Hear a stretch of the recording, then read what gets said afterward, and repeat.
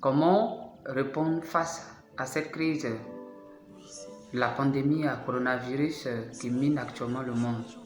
Toi, en tant que chrétien, moi, en tant que chrétien, quelle doit être ma réponse face à cette crise?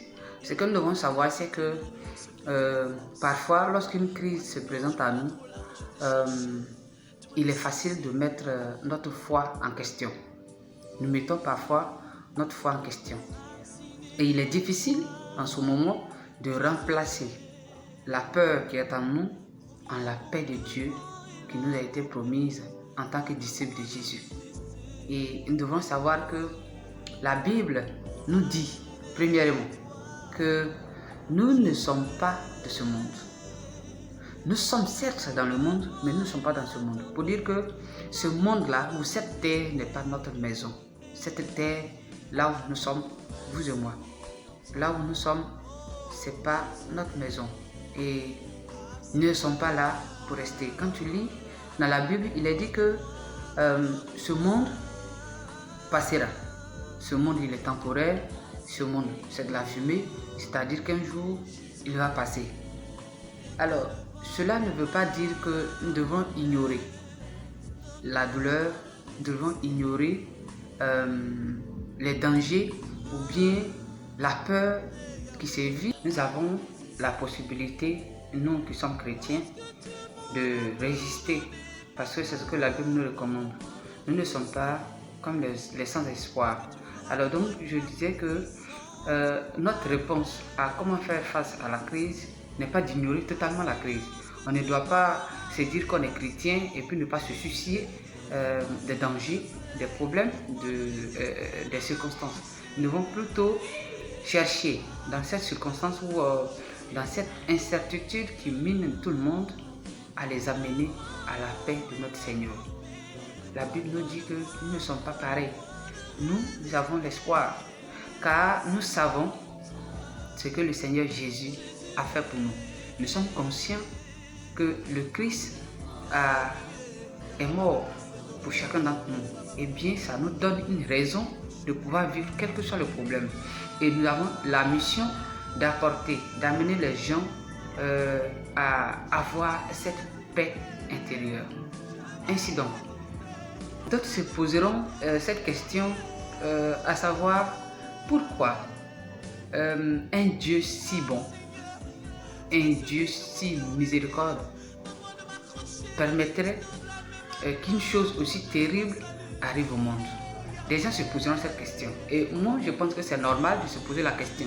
Dieu ne reste pas silencieux à nos questions, à nos différentes questions que nous posons. Dieu répond à nos questions. Et il répond à celle-ci. Voyez-vous, Dieu ne veut pas qu'un seul être qu'il a créé périsse. Dieu ne veut pas que nous périssions. Il veut plutôt que nous soyons sauvés. Mais à travers ces circonstances que nous vivons par la même occasion, Dieu veut que nous nous rapprochions de lui. Dieu veut que nous fassions des pas vers lui. Regardez un peu, la Bible dit que Jésus ne nous a pas promis que nous n'allons pas souffrir. Jésus n'a pas dit que nous n'allons pas souffrir, mais Jésus a dit que nous aurons des épreuves. Nous aurons à souffrir dans ce monde. Nous devrons savoir cela. Alors, ceux qui se posent la question à savoir pourquoi un Dieu si bon, pourquoi ce Dieu qui est si bon permettrait que des choses aussi horribles arrivent au monde. Alors la réponse à cette question est que Dieu ne nous a pas promis que nous n'allons pas souffrir. Nous allons souffrir seulement que la Bible nous dit en Jean 14, le verset 33, que nous devons résister. Il est dit que je vous dis ceci, je vous dis cela, afin que vous ayez ma paix. Vous ayez la paix, ma paix que je vous donne. Vous aurez à souffrir, mais prenez courage. La Bible nous invite à prendre courage parce que nous allons souffrir, parce que nous allons subir certaines souffrances. Et aujourd'hui, cette souffrance qui est partout dans le monde entier, cela ne doit pas être quelque chose de nouveau pour nous les chrétiens. Parce que la Bible nous a déjà prévenus. Jésus-Christ nous a déjà donné l'élément de prévention. Alors, quelle doit être ton attitude? Qu'est-ce que tu dois faire? Il faut comprendre que aujourd'hui, la Bible te donne la possibilité, la parole de Dieu que tu as lue depuis que tu as cru en Jésus, elle est en train de se manifester, elle est en train de s'accomplir.